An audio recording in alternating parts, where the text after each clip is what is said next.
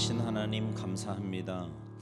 귀한 날, 이 귀한 시간을 허락하여 주시고 저희들의 발걸음을 또 저희들의 마음을 주님의 전으로 인도하여 주셔서 사모하는 마음으로 주님 앞에 나아가게 하시니 진심으로 감사를 드립니다. 하나님의 은혜 아니면 살 수 없는 저희들이기에 세상의 수많은 것들이 우리를 두렵게 하고 또 우리를 하나님에게서 멀어지게 하려고 할 때가 많이 있지만 그럴 때마다 주님의 은혜를 생각하며 또 주님의 말씀을 붙잡고 날마다 주님께 가까이 나아가는 우리 모두가 되게 하셔서 이 땅에 살지만 천국의 시민권을 가진 자답게 하늘의 신령한 복을 맛보고 누리며 살아가는 우리 모두의 삶이 되도록 주님 도와주시옵소서. 하나님의 말씀에 귀를 기울입니다. 사람의 말로 듣지 않게 하시고 오늘 나에게 주시는 레마의 말씀으로 듣게 하시며 내게 주신 그 말씀 붙잡고 간절히 부르짖어 기도하여서 하나님의 응답하심과 하나님의 역사하심을 체험하고 돌아가는 귀하고 복된 밤 되도록 은혜 내리어 주시옵소서. 감사드리며 예수님의 이름으로 축복하며 기도하옵나이다. 아멘. 오늘 우리에게 주시는 하나님의 말씀은 시편 23편입니다.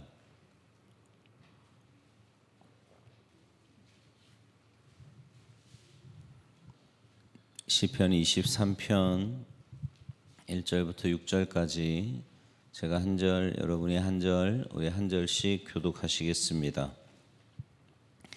여호와는 나의 목자시니 내게 부족함이 없으리로다.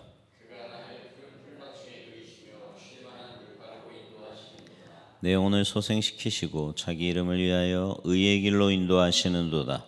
내가 사막의 음침한 골짜기로 다닐지라도 해를 두려워하지 않을 것은 주께서 나와 함께 하시리라. 주의 지팡이와 막대기가 나를 안위하시나이다. 주께서 내 원수의 목전에서 내게 상을 차려주시고 기름을 내 머리에 부으셨으니 내 잔이 넘치나이다. 내 평생의 선하심과 인자하심이 반드시 나를 따르리니 내가 여호와의 집에 영원히 사리로다. 아멘. 할렐루야. 오늘 이 저녁에 하나님의 은혜를 사모하여 주님 전에 모이신 여러분 모두에게 하나님의 크신 은혜와 사랑과 축복이 함께 하시기를 주님의 이름으로 축원합니다. 옆에 있는 분들 앞뒤 분들과 인사하시겠습니다. 참 잘 오셨습니다. 은혜 받고 돌아갑시다. 인사하세요.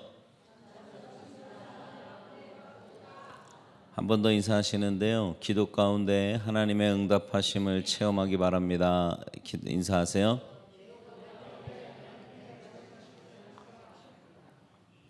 여러분이 저녁에 어떤 마음으로 나오셨든지 기도하는 가운데 하나님의 응답하심과 역사하심을 체험하는 귀한 밤 되기를 간절히 소망합니다. 누구에게나 두려움이라는 것이 있습니다. 이 두려움은요, 사람에게 본능적인 것이기 때문에 그렇죠. 두려움을 좀 더 자세하게 설명드리면 두려움이란 위협이나 위험을 느껴서 마음이 불안하고 조심스러운 느낌을 뜻하기도 하고요. 또 어떤 일을 추진하거나 어떤 상황에 직면했을 때 잘못하면 어떻게 하나 하는 그런 불안감을 두려움이다 이렇게 정의하고 있습니다.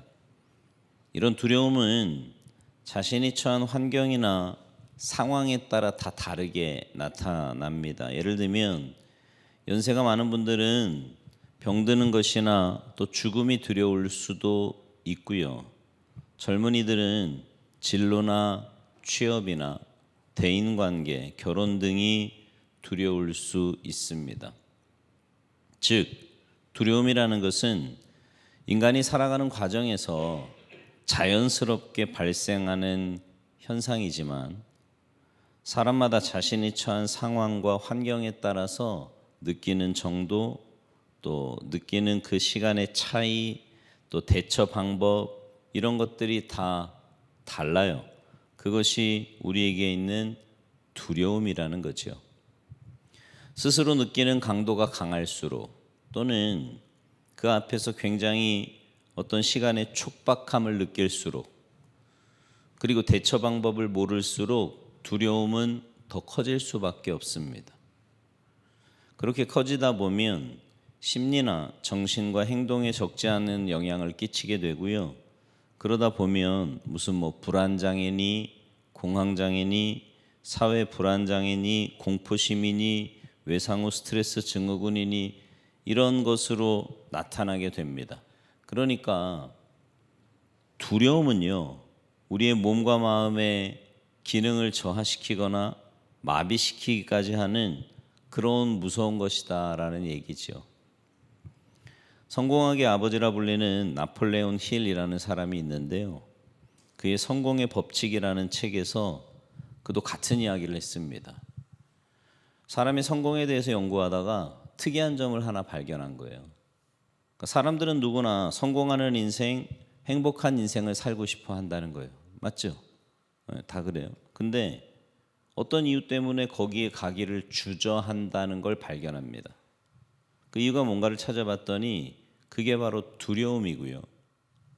사람들의 성공과 행복을 방해하는 두려움은 모두 7가지다 이렇게 그의 책에서 말을 하는데요. 그 7가지가 가난에 대한 두려움, 외모와 나이 들어가는 것에 대한 두려움, 사랑하는 사람을 잃는 것에 대한 두려움, 다른 사람의 비난에 대한 두려움, 질병에 대한 두려움, 자유를 잃을까 하는 두려움, 죽음에 대한 두려움, 이런 것들이 사람으로 하여금 자신의 성공이나 행복을 향하여 나아가는데 치명적인 장애물이 되고 있다는 거죠. 자, 그러면 여러분에게는 어떤 두려움이 있으십니까? 한번 생각해 보세요. 여러분이 지금 염려하고 걱정하는 게 뭐냐라는 거죠. 두려움이 있으세요? 염려나 걱정거리가 있으세요? 네, 있으면 있다, 없으면 없다 대답 좀 해보세요. 네, 있으세요? 네, 있죠, 누구나. 문제는 이 두려움이라는 것이 너무나 파괴적이라는 겁니다. 파괴적이에요. 사람으로 하여금 앞으로 나아가지 못하게 만들고요. 어떤 일을 하지 못하게 만들고 다른 사람을 만나지 못하게 할 뿐만 아니라 기존의 관계까지 부수어버리는, 그래서 이 두려움이라는 것은 정말 파괴적이고 치명적인 것이다 이렇게 사람들은 말을 합니다. 그 좋은 예가 있는데요.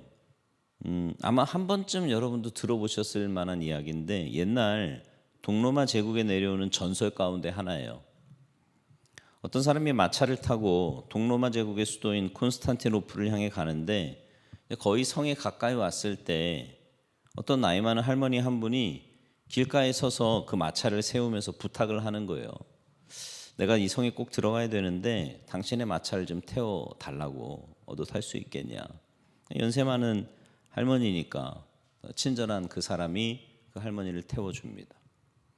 마차를 한참 몰고 가는데 할머니 얼굴을 이렇게 가까이서 보니까요, 눈과 코를 비롯해서 얼굴이 얼마나 흉측하게 생겼든지 무서울 정도였어요. 그래서 그 할머니에게 묻습니다.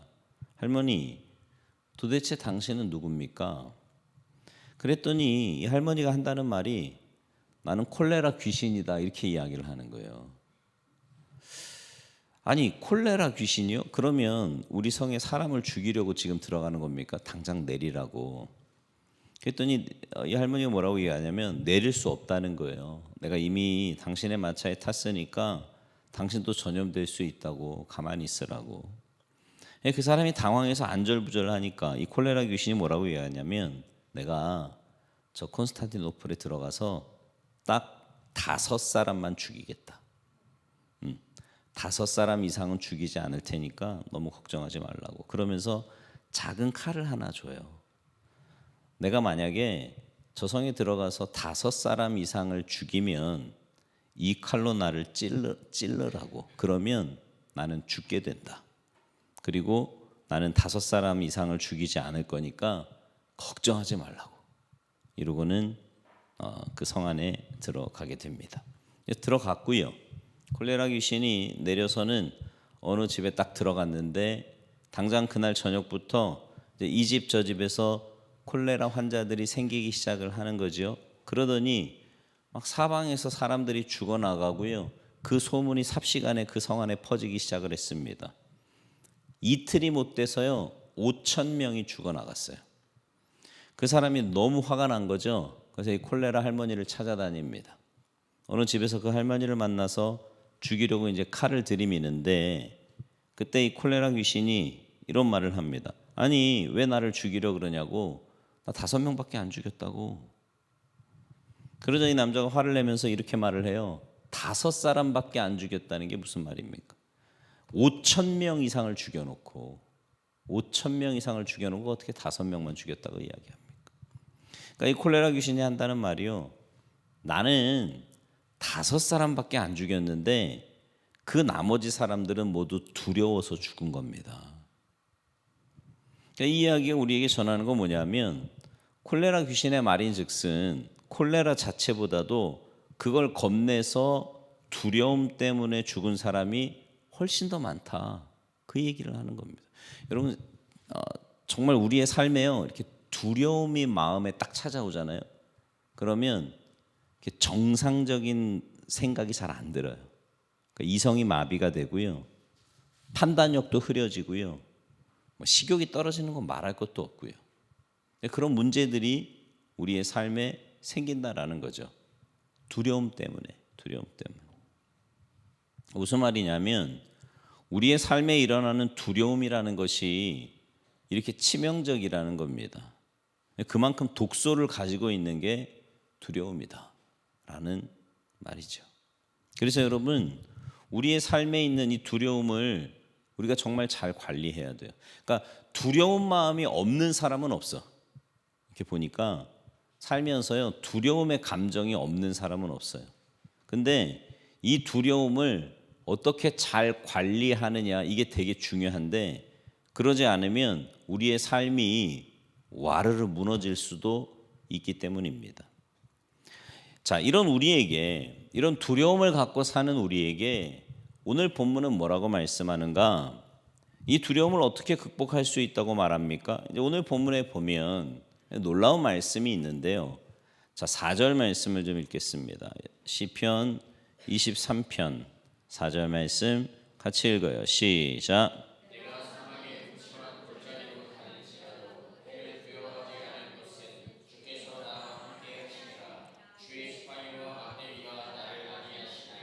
아멘. 여기 보면 주께서 나와 함께 하심이라 이렇게 말씀합니다. 주께서 나와 함께 하심이라. 여기 주는 어떤 주예요? 그 누구도 가질 수 없는 절대적인 이름의 영원성과 전능성과 통치하심과 절대성에 나타나 있는 여호와라고 자신을 우리에게 드러내신 그분, 연약하고 부족하고 모자란 우리의 목자가 되어주신 그분이, 우리를 부족함이 없게 하시는 그분이, 우리를 푸른 풀밭과 쉴만한 물가로 인도하시는 그분이, 우리의 영혼을 소생시키시고 자기 이름을 위하여 의의 길로 인도하시는 그분이 오늘 뭐라고 말씀하시냐면 우리와 함께 하신다 이렇게 말씀하세요. 여러분과 함께 하신다는 거예요. 여러분이 함께 한다라는 말의 의미가 뭘까요? 함께라는 단어가요 사전적으로 2가지 의미가 있는데, 첫째는 모두 다 같이 이런 의미가 하나 있고요, 2번째는 서로 더불어 이런 뜻이 있습니다. 근데 오늘 본문이 갖는 의미는 2번째 의미예요. 오늘 본문이 말하는 함께는 동행이라는 말과도 같은 말입니다. 그러니까 하나님께서 함께 하신다는 것은 하나님께서 1대1로 여러분과 동행하신다 이런 뜻이에요. 여러분과 동행하신다. 창조주이신 하나님께서, 전능하신 하나님께서, 생명과 존재와 영혼의 주인이신 하나님께서 여러분과 함께 하시기 때문에 그 모든 두려움으로부터 벗어날 수 있다. 이렇게 오늘 본문은 말씀하는 거예요. 그러니까 우리는 누구나 두려움을 갖고 사는 사람인데 그 두려움에 우리가 지배당하지 않고 그 두려움을 이길 수 있는 이유는 하나님이 우리와 함께 하시기 때문이다. 아메리카 체로키 인디언들이요 소년들의 용기를 훈련하는 독특한 방법을 쓴답니다. 그들은 소년들에게 야생 동물과 함께 밤을 지내게 만들어서 담력을 키우는데 시험을 받는 날이 되면 소년은 그 어두운 밤에 그 깊은 숲속에 홀로 남겨져서 두려움에 벌벌 떨어야만 했어요. 근데 그렇게 두렵게 벌벌 떨다가 날이 새면 소년이 반드시 발견하게 되는 게 하나 있었습니다. 그것은 가장 가까운 큰 나무 뒤에서 활 시위를 당긴 채 자신을 지키고 있는 아버지를 발견하는 거예요. 그러니까 이제 성인이 되면서 그 성인이 되는 일종의 성인식과 같은 건데 담력을 키우기 위해서 깜깜한 밤에 그 깊은 숲속에서 하룻밤을 지내야 되는 게 담력을 키우는 거예요. 근데 이제 혼자 있으면 얼마나 무섭겠습니까? 그죠? 그러니까 아버지가 화살을 혹시라도 짐승이 오면 자기 아들을 지키기 위해서 밤새도록 활 시위를 당기고 아들을 지켜보고 있었다라는 거죠. 그때 이 소년이 뭘 깨달았을까요? 이 깊은 산 속에서 깊고 어두운 밤중에 나 혼자 있는 줄 알았는데 아버지가 내 곁에서 함께하면서 나를 지키고 있었구나. 이거를 발견하는 것이 그 소년이 그 새벽에 깨닫는 놀라운 발견이자 깨달음이라는 겁니다. 왜 이 말씀을 드리냐면 오늘 하나님께서 두려워할 수밖에 없는 두려움이 물밀듯이 밀려오는 우리의 현실에서 하나님께서 여러분과 함께 하시기 때문에 두려워하지 말라 이렇게 말씀하고 있는 거예요. 여러분 그거 아십니까? 여러분은 한 번도 혼자였던 적이 없습니다. 비록 여러분이 왜 나는 혼자일까? 왜 나밖에 없지? 라고 느꼈을지 모르지만 기억해야 될 것은 하나님은 여러분을 결코 혼자 버려두신 적이 없습니다. 우리 하나님은 함께의 하나님이에요. 여러분과 함께 하시는 하나님이십니다. 믿으십니까? 미국의 지글러라는 분이 가정 예배를 드릴 때 자녀들에게 이렇게 설교를 했습니다. 얘들아, 육척장군 골리앗이 있었단다. 그가 이스라엘에 쳐들어와서 전쟁을 하자고 외쳤어. 이스라엘 백성들이 너무너무 무서워서 나무 뒤에서 숲속에서 굴 속에 숨었단다. 근데 그때 17살밖에 안 된 소년 다윗이 용감하게 싸우러 나갔지 뭐야. 근데 그렇게 설교를 하는데요. 그때 아들이 아빠의 설교를 딱 끊으면서 한마디 말합니다. 아빠, 다윗이 용감한 게 아니라 골리앗이 용감한데요. 그때 아빠가 말합니다. 아들아, 용감한 건 다윗이지. 왜 골리앗이 용감하다는 거야? 골리앗은 구척 장군이었다니까. 얼마나 키도 크고 뭐 갑옷에 막 얼마나 무장한 사람이었는데 17살짜리밖에 안 된 다윗이 나가니까 용감한 거 아니냐.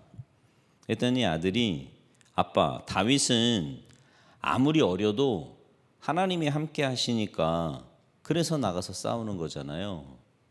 근데 골리앗은 아무리 덩치가 커도 하나님이 함께 하지 않으시니까 자기만 믿고 싸우는 거잖아요. 그게 용감한 거죠. 여러분 이 이야기에요. 지글러라는 사람이 무릎을 탁 쳤답니다. 무모한 것과 용감한 것의 차이를 이 아이가 잘 알고 말하고 있는 거예요.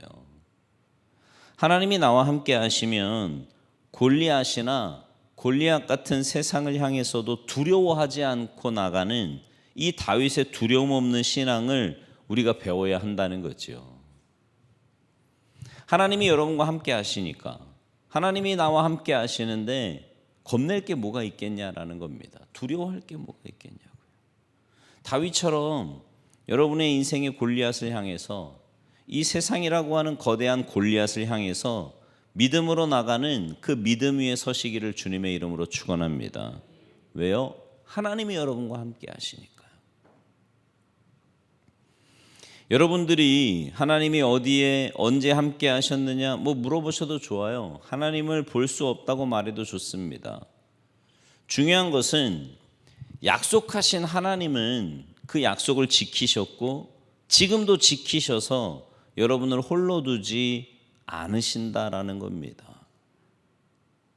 그래서 삶의 그 어떤 두려움 앞에서도 두려워하지 마시고 두려움으로부터 자유하여 평안한 여러분 되시기를 주님의 이름으로 축원합니다. 그럼 이제 이런 생각 들잖아요. 두려워하지 마시라고. 아, 그래, 나 이제 두려워하지 말아야지. 그럼 안 두렵습니까? 그래도 두렵잖아요. 그죠? 예.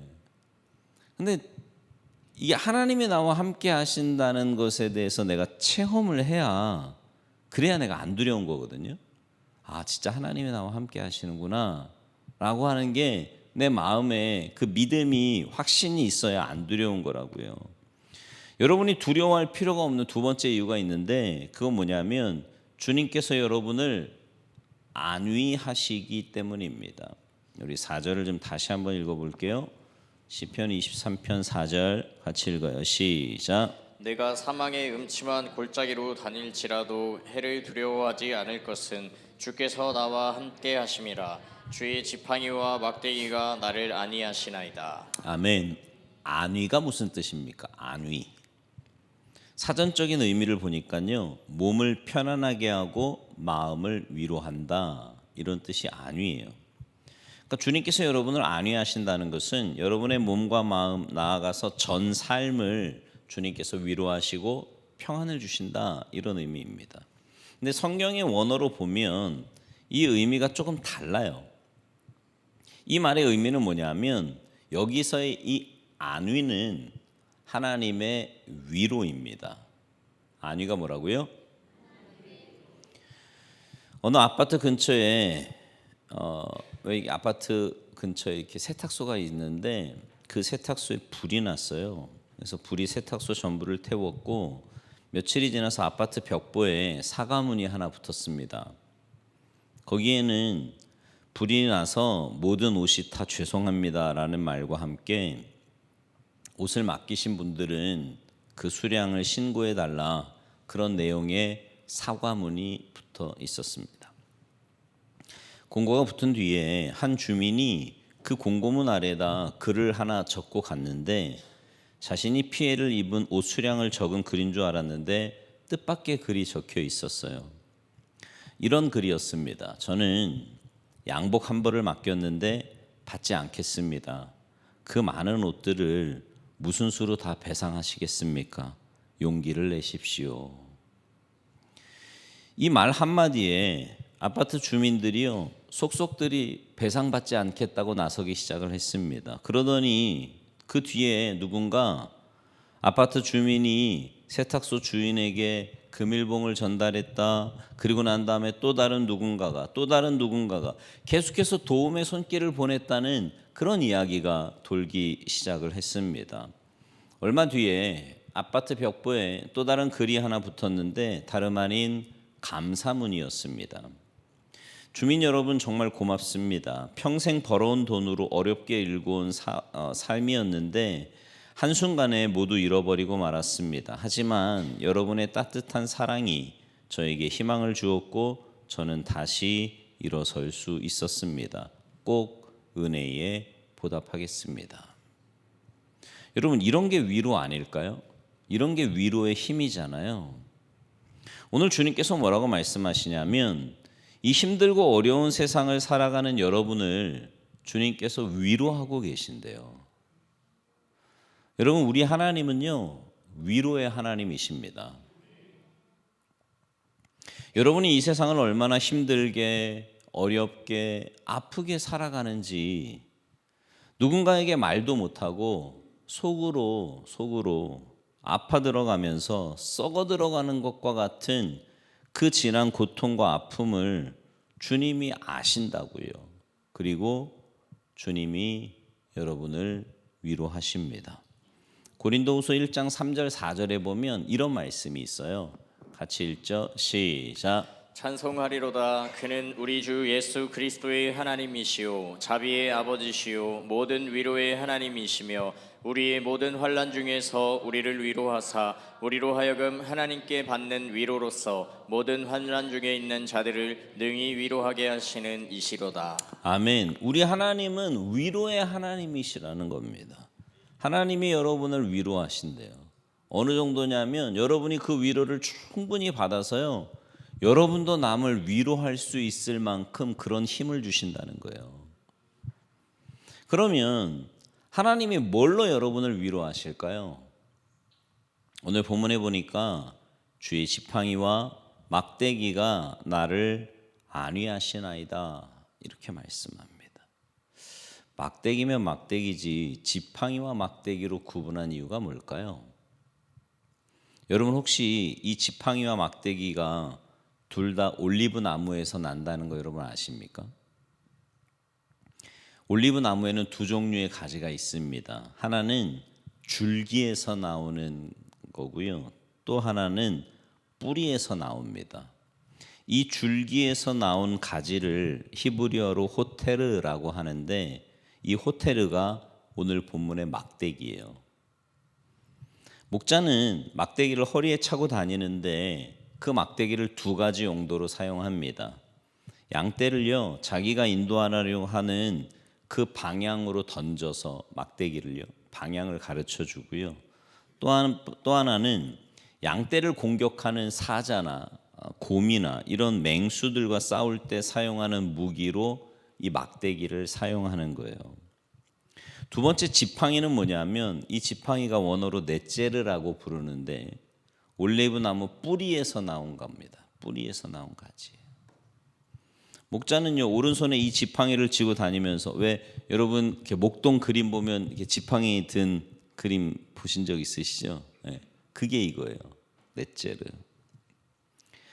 아무튼 오늘 본문에 나오는 이 막대기와 지팡이는 목자가 양떼를 인도할 때 사용하는 필수 도구입니다. 막대기는요 굵어요. 길이가 짧습니다. 허리춤에 차고 다니다가 양떼 공격하는 맹수를 내리치는 무기가 됐지요. 지팡이는 이렇게 자기가 짚고 다니면서 자기가 의지하는 용도가 되기도 하고요. 길고 가벼워서 혹시 길을 잘못 든 양떼를 이렇게 툭툭 쳐가지고 바른 방향으로 인도하기도 합니다. 특별히 물가에 가면 이 물이 깊은지 알 수가 없잖아요. 그래서 물의 깊이를 재는 용도로도 이 지팡이는 사용을 합니다. 주님은 무기의 용도로 쓰이는 막대기로 양떼를 인도하고요. 자신을 의지하는 용도로 쓰이는 이 지팡이로 이런 방법들로 여러분을 위로하신다, 안위하신다고 말씀을 합니다. 무슨 말이냐면 여러분을 위로하기 위한 모든 도구를 다 동원하셔서 하나님은 오늘도 여러분을 위로하신다. 그런 말씀이에요. 저는 여러분들이 이런 하나님의 위로를 경험하셨으면 좋겠습니다. 이 예배가 위로가 되었으면 좋겠고요. 이 말씀이 위로가 되었으면 좋겠습니다. 팔레스타인 지역에서요, 양을 칠 때 목자들은요, 양을 한 곳에만 머물게 하지 않는답니다. 왜냐하면 두 가지 이유인데, 한 곳에서만 풀을 뜯어 먹잖아요. 그러면 이 미련한 양들이요, 먹다 풀뿌리까지 다 먹는데요. 그러면 위장이 상한답니다. 하여튼 내가 볼 때 제일 미련한 짐승이 양이야. 그냥 그렇게 되지 않도록 옮긴다라는 거죠. 그리고 한 지역에서만 풀을 계속 먹으면 그 지역이 황무지가 될 수 있기 때문에 그렇게 되지 않도록 또 옮기는 것이 목자가 양들을 옮기는 이유인데, 그렇게 옮기다 보면요, 양들을 이끌고 다니다 보면 늘 좋은 길로만 가게 되지는 않는다는 거예요. 오늘 본문에도 보면 사망의 음침한 골짜기라고 표현된 위험한 길로도 양을 데리고 가는 그런 상황이 벌어진다는 거죠. 근데 그런 상황일 때 어떻게 하는가? 양은요, 앞도 잘 못 보고요, 방향 감각도 없다니까요. 그냥 무턱대고 가는 거예요. 배낭 떨어지가 있는지 뭐가 있는지 그냥 갑니다. 떨어질 수도 있고요, 가시덤불에 얽어매질 수도 있고요, 길을 잃어서 낙오가 될 수도 있고 여러 가지 상황이 있는데, 주님은 그렇게 되지 않도록 그 여러 가지 도구들을 다 동원해서 인도하고 계신다라는 거죠. 그래서 저는요, 여러분들에게 위험한 제안을 하나 하고 싶은데, 이 위험한 제안이라는 게 뭐냐면, 여러분들이 뭘 해야 될지, 어디로 가야 될지, 이거 해야 될지 말아야 될지 그냥 모를 때는요, 가십시오. 그냥. 그래도 됩니다.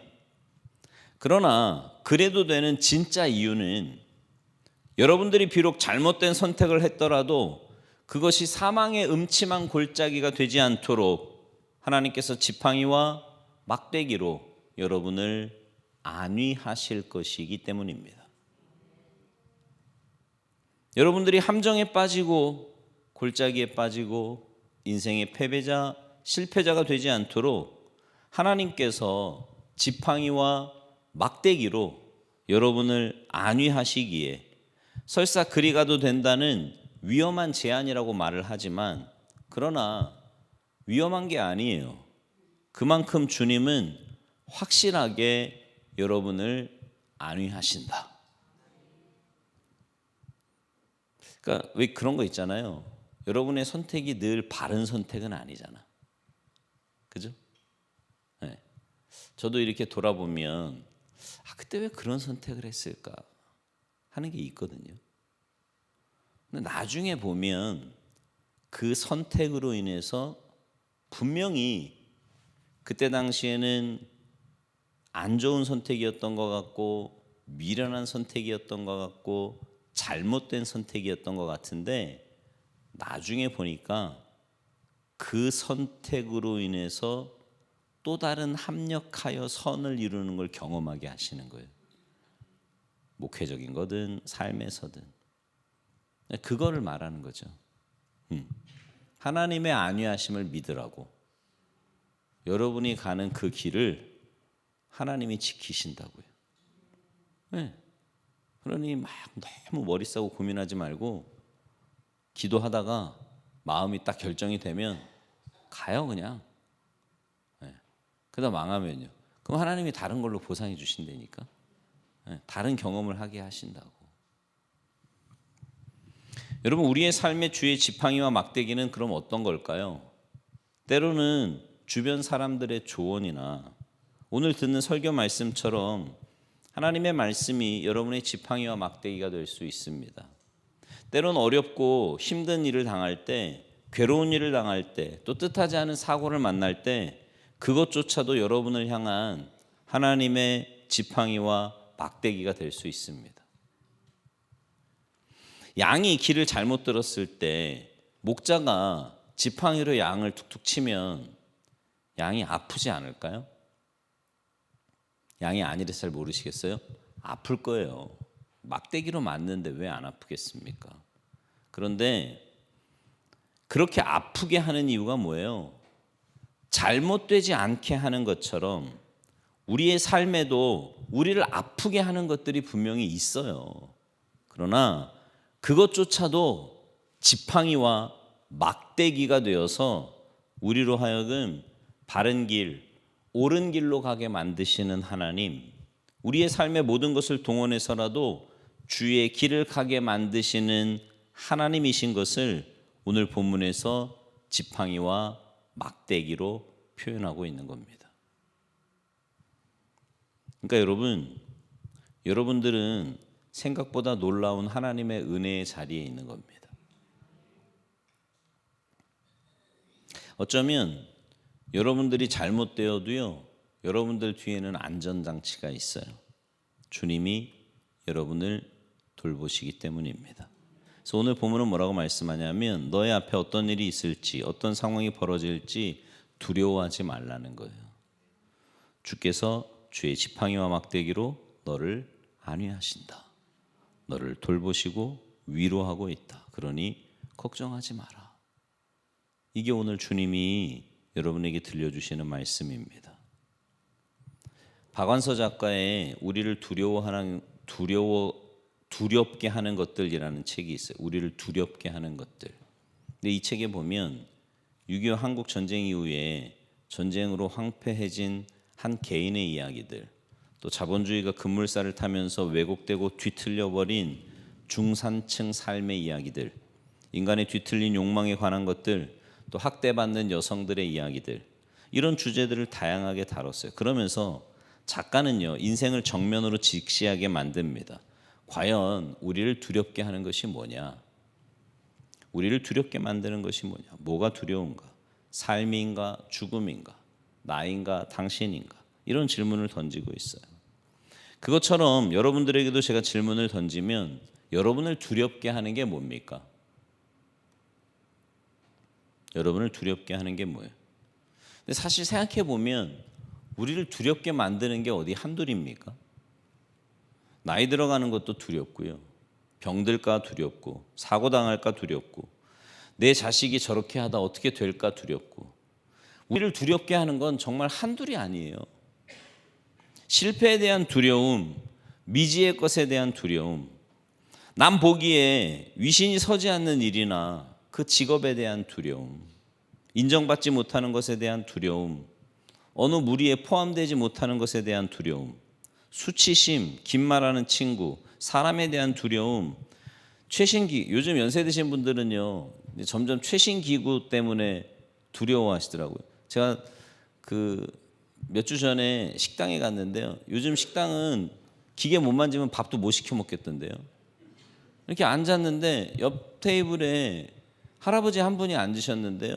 그 식당은 그냥 이렇게 포스로 눌러서 카드 꽂아서 이러고 먹는 그런 식당이에요.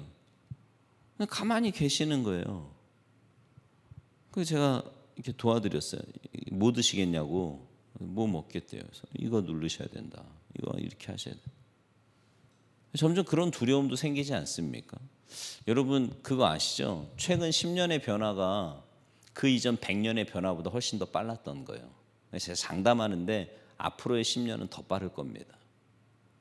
그럼 이제 우리는 큰일 났어 이제. 여기 50대 이상 되신 분들, 이게 지금 남 얘기니까 웃으면서 그냥 하는 얘기지 내일로 딱 닥친다고 생각해 보세요. 정말 두려운 일이죠. 또 버림받을까 봐 갖게 되는 두려움. 별별 두려움들이 다 있어요. 그러나 오늘 본문은 말씀합니다. 여러분을 이 모든 두려움으로부터 자유하게 하신다라는 거예요. 누가요? 나와 함께 하시는 하나님이. 나와 함께 하시는 하나님. 여러분의 인생길에 남은 여정이 얼마인지 알 수 없지만 그 길에 주님이 동행하십니다. 여러분이 볼 수 없어도 들을 수 없어도 느낄 수 없어도 주님은 여러분을 떠나지 않고 함께 하십니다. 또한 주님은 지팡이와 막대기로 여러분을 안위하고 계신다고. 그러니까 철통같이 보호하시고 지키시고 계신다는 말입니다. 하나님이요. 여러분의 자녀 또한 마찬가지입니다. 가끔 보면 부모님들 이런 분들이 있거든요. 자기는 진짜 은혜로 여기까지 와놓고 자녀는 내가 꼭 간섭해야 될 것 같아. 그런 생각 하지 마세요. 여러분이 은혜로 여기까지 왔는데 여러분의 자녀는 여러분의 기도까지 더해지는데 뭘 걱정하십니까? 기도하면 돼요.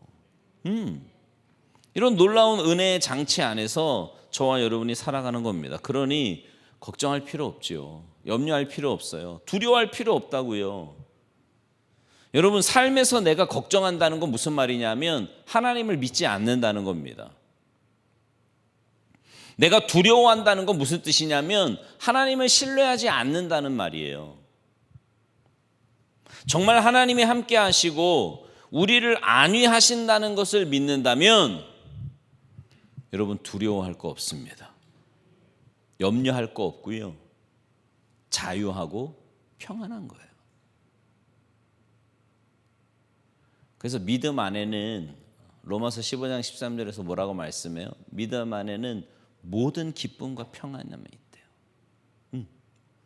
여러분이 정말 주님을 신뢰한다면 세상이 줄 수도 알 수도 없는 그 기쁨과 평안함이 여러분의 삶 가운데 있게 될 줄 믿습니다. 여러분을 두렵게 하는 게 뭡니까? 제가 오늘 이 질문 세 번째 하는 거거든요. 한번 생각해 보세요. 여러분을 두렵게 하는 게 뭔지, 여러분을 아프게 만드는 일이 뭔지, 뭐 때문에 염려하고 근심하시는지. 여러분, 믿으니까 평안한 겁니다. 믿으니까 자유하는 거예요.